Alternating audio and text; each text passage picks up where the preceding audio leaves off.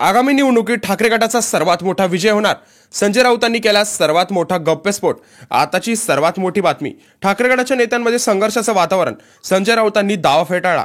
महाराष्ट्राच्या राजकारणात गेल्या कित्येक महिन्यांपासून सुरू असलेल्या ठाकरे शिंदे सत्ता संघर्षावर अखेर विधानसभा अध्यक्षांनी निकाल सुनावला.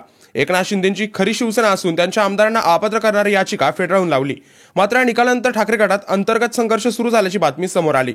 निवडणूक आयोगाला देण्यात आलेल्या कागदपत्रांच्या पूर्ततेत ती प्रक्रिया नीट हाताळली गेली नाही, त्यामुळे एकमेकांवर खापर फोडले जात आहे असं म्हटलं आहे.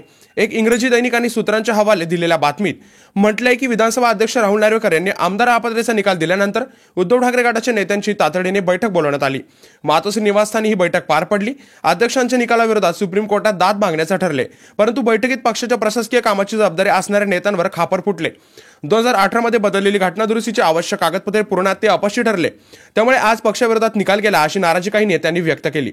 या कागदपत्रांची पूर्तता करण्याची जबाबदारी खासदार अनिल देसाई आणि माजी मंत्री सुभाष देसाई यांच्यावर होती. 2018 मध्ये पक्षात झालेल्या घटना दुरुस्तीला निवडणूक आयोगाची मान्यता नव्हती, त्यामुळे 1999 ची पक्षाची घटना ग्राह्य धरून नार्वेकरांनी निकाल सुनावला, ज्यात एकनाथ शिंदेची शिवसेना दिली आणि त्यांच्या विरोधात आमदारांच्या विरोधात असलेली अपात्रतेची याचिका फेटाळून लावली असं म्हटलं जातं. संजय राऊत देखील या बैठकीला उपस्थित होते. ठाकरे गटात बेबनाव आहे, यात अत्यंत चुकीच्या बातम्या आहे. कुणीतरी एखादा नतनष्ट असावा ज्याने जाणीवपूर्वक ही बातमी पेरून लोकांची दिशाभूल करण्याचा प्रयत्न केलाय. यामागे शिंदे गट आहे. 2013 आणि 2018 या दोन्ही राष्ट्रीय कार्यकारिणीची संपूर्ण माहिती घटना दुरुस्ती ते निवडणूक आयोगाला लेखी कागदपत्रासह कळवण्यात आली आहे. त्याबाबतची पोचपावती निवडणूक आयोगाला दिलेली आहे. मी स्वतः डोळ्यांनी पाहिली आहे. या दोन्ही राष्ट्रीय कार्यकारिणीत जे ठराव झाले याबाबतचे व्हिडिओ चित्रण देखील उपलब्ध आहे. ते सुद्धा निवडणूक आयोगाला आम्ही सादर केले होते. परंतु सध्याच्या सरकारच्या गुलामीसारखे सरपटत न्याय देणारे असेल तर तुम्ही दुसऱ्याला दोष का देता? तुम्ही गुलाम झालेला आहात असं म्हणत संजय राऊत यांनी सर्वात मोठा गौप्यस्फोट केला आहे.